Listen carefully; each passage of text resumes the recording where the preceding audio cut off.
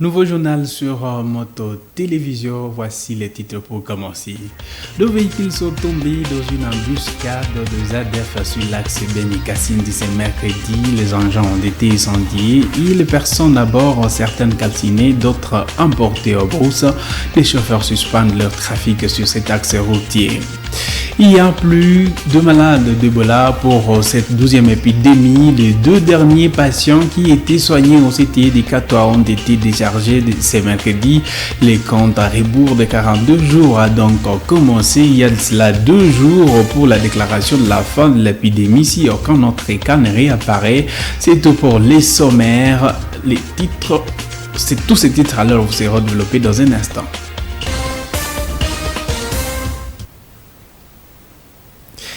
Ainsi que je vous le disais au sommaire, les centres de traitement d'Ebola n'a plus de patients depuis ce mercredi 24 mars 2021.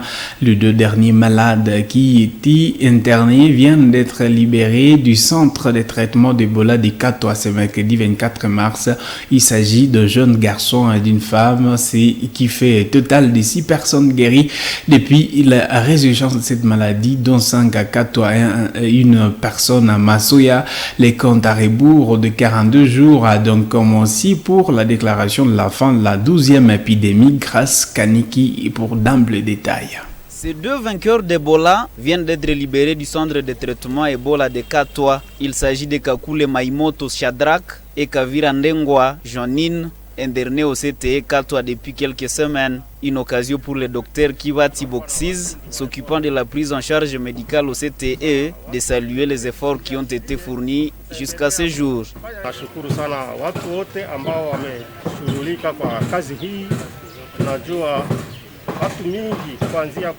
Nous remercions tous les malades pour les efforts fournis, à commencer par le voisin des malades qui aide à accompagner les malades jusqu'à l'hôpital pour suivre les soins.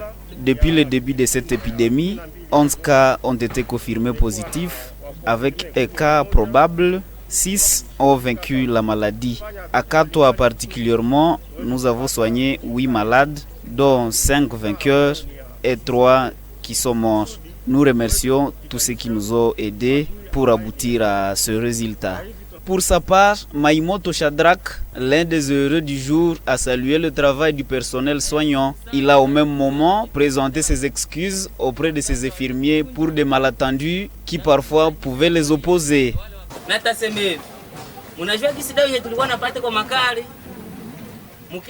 Voici ce que je voudrais dire. Savez-vous que le médicament nous administré a des effets sur le corps? C'est justement un guéri d'Ebola qui peut me comprendre. C'est pourquoi je présente mes excuses devant mes infirmiers pour tout ce qui m'est arrivé. Tout ce que je faisais, c'était un vrai démon. Et celui qui m'a aidé à neutraliser ces démons, c'est le prêtre. Ayant présidé cette cérémonie, le coordonnateur de la division provinciale de la santé antenne de Boutempo, Guy Makelele, a salué l'efficacité du système de santé qui, jusqu'ici, vient de permettre le déchargement de tous les malades qui étaient internés au CTE. On se rend compte que le système de santé, nous pouvons y croire. Nous pouvons croire notre système de santé, il est efficace. Bien sûr, il y a des lacunes, on va aller en corrigeant. Avec ça, on se rend compte qu'on est à un taux de guérison de 50%. Bien sûr, malheureusement, on a aussi une létalité de 50%. Mais qu'à cela ne tienne, lorsqu'on essaie de comparer ces chiffres à l'épidémie précédente, bien sûr, celle-ci n'est pas encore finie, mais on avance bien. La fois passée, on était à 68 à 70% de létalité. Maintenant là, on est à 50%, pour dire que les chiffres sont quand même bons. Et à ce jour, on n'a pratiquement plus de patients ici, parce que les toutes dernières personnes viennent d'être déchargées. C'est depuis le 6 février dernier que la maladie d'Ebola a été déclarée en zone de santé de Biena. 12 personnes ont jusqu'ici contacté la maladie et la moitié en est décédée.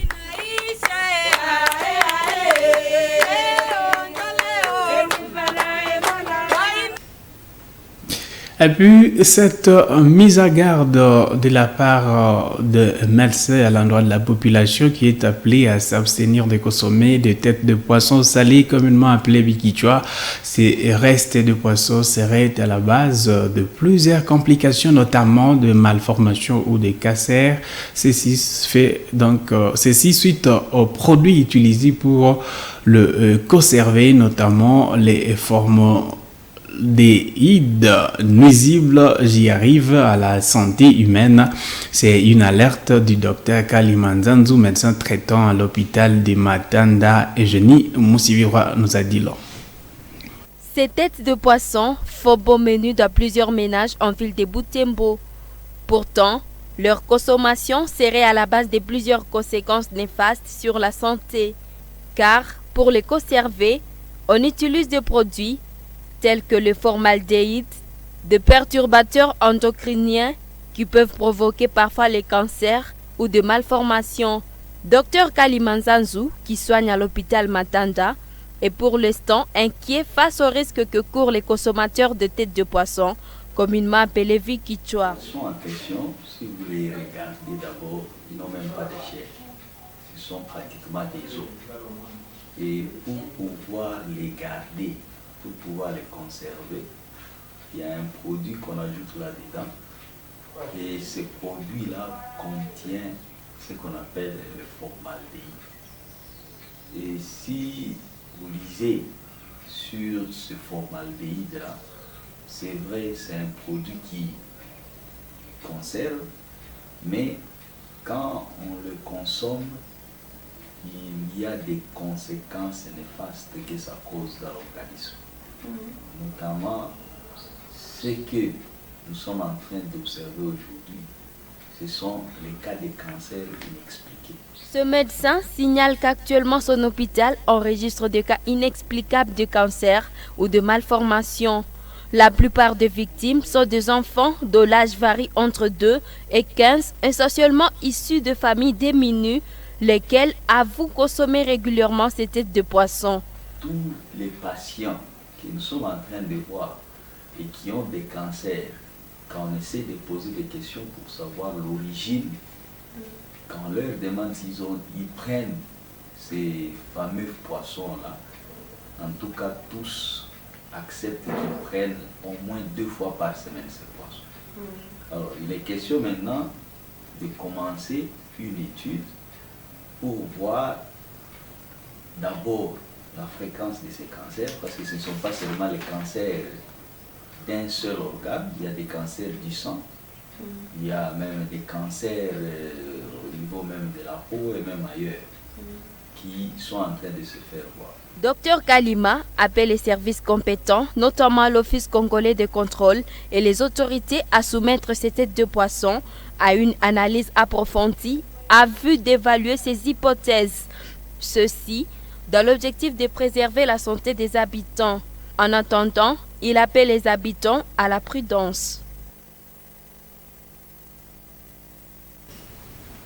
A fini la grève à l'Institut supérieur des arts et métiers ISAM Lubero. Les étudiants ont décidé de reprendre le cours d'ici lundi 29 mars.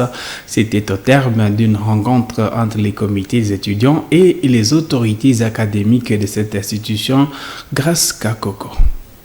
Après s'être entretenu avec les autorités académiques, les conseils estudiantés a réuni des dizaines d'étudiants pour leur faire part des promesses de leurs autorités au sujet de l'amélioration de la gestion de l'ISAM Lubero. D'après lui, elles ont promis d'améliorer les services, notamment approvisionner la bibliothèque, ainsi que faciliter l'impression de diplômes des étudiants de promotion des années d'après 2015 qui ne les ont jamais eus. Et les autorités ont promis que dès cette année, les diplômes seront disponibles.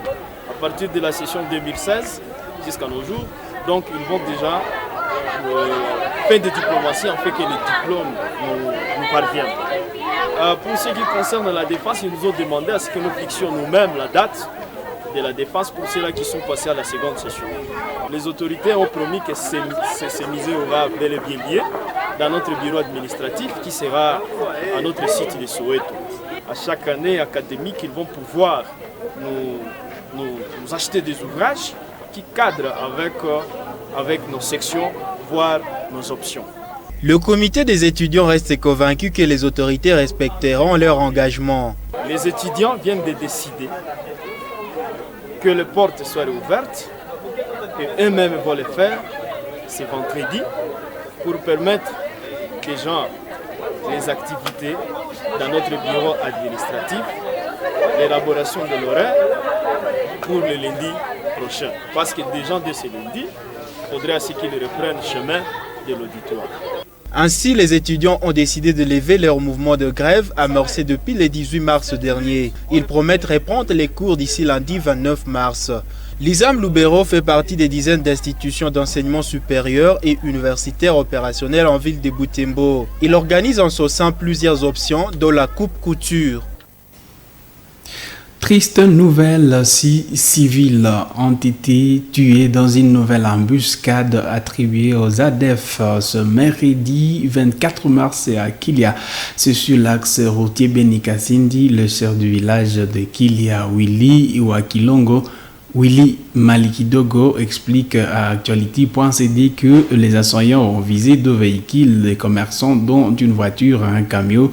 La voiture plutôt provenait de Beni et les camions Fuso venaient de la cité frontalière de Kasindi.